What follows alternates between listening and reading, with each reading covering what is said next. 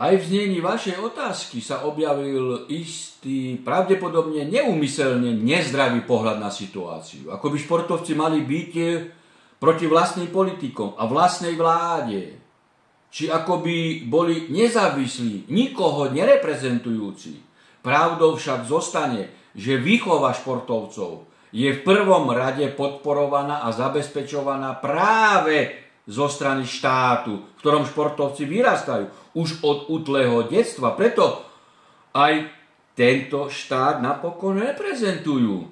Trochu odbočím a spomeniem, že športové hry v dávnej minulosti bývali dôležitým elementom preukazovania fyzických schopností atletov ako síly prípadných vojnových konfliktov.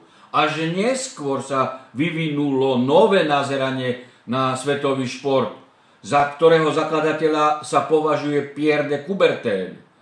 Olympická charta hovorí, že šport má podporovať priateľstvo medzi národmi bez ohľadu na pôvod a všetky prirodzené rozdielnosti jednotlivých ľudí a štátov.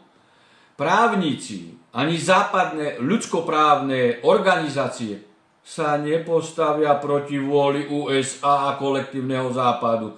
Západ je pokazený, vyžitý, totalistický, neobjektívny, mediálne, názorovo a informačne zdeformovaný, nemorálny a skoro v ničom si ho nie je možné v súčasnosti vážiť.